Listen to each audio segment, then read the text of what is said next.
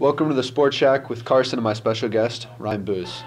Ryan's an NFL expert, and we're going to talk to you guys about the 2022 NFL Draft coming up this Thursday. Who's the best overall player at their given position? For me, I gotta go with defensive end Aiden Hutchinson out of Michigan, and he's one of the top prospects, if not the top prospect, projected to go number one to the Jaguars. And he's known for his raw athleticism, ability to get to QB, getting up 14 sacks this college season. Who do you think's your top guy? I got Sauce Gardner. He's projected to go in the top 5, top 10. And this guy is by far the best cornerback in the draft. He's explosive, he's fast, he's tall. He's 6'3", which is fairly tall for a cornerback. And I compare him to Richard Sherman, who's a future Hall of Fame corner. The guy gave up no touchdowns in his entire career in college, which is just unreal. No one scored on him on that level, and he's going to continue his dominance at the next level in the NFL. But I also want to talk to you guys about Jordan Davis. He's a defensive tackle from Georgia, and this guy's size is just unreal.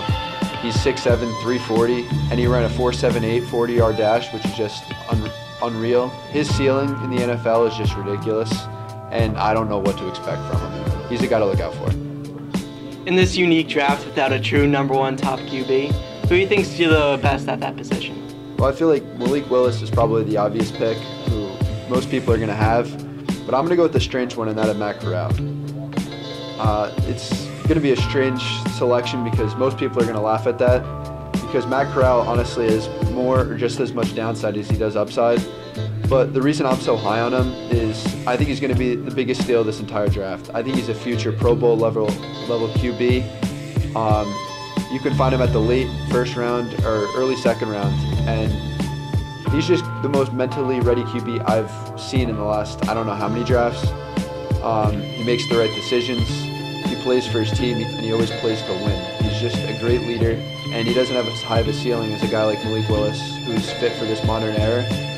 But Matt Corral is just a great leader, and he's going to be a great QB for a long time. Who do you got? For me, like you said, the most obvious choice is Malik Willis. And I feel like he really fits that modern-day QB, your Patrick Mahomes, your Josh Allen, who can throw the ball anywhere from any angle, running or in the pocket, while still having that athleticism to run and make the second play. And I feel like he's really shown that through college, throwing for 5,000 yards, that he can really keep that pace up in the NFL level. Of course, he has some downsides and he's inconsistent with his play. So I feel like either having him as a year as a backup or slowly getting him to that starter role, he can be one of the top QBs in the league.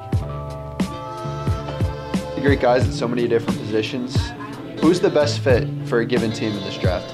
For me, I got here is Kyle Hamilton, safety from Notre Dame, and I have him going to the Jets.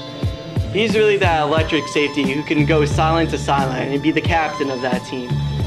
With his athleticism, his field coverage, he can really be that captain for that defense that truly needs one for the next decade plus.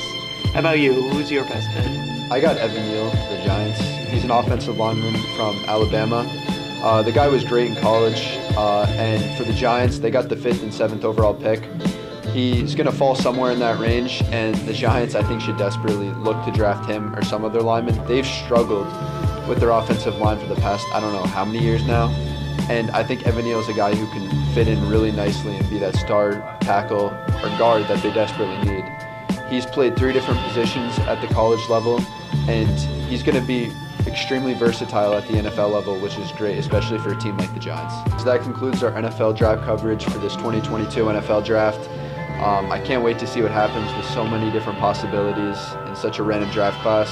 It's going to be really exciting to watch. Thank you guys once again, and have fun watching the draft this Thursday.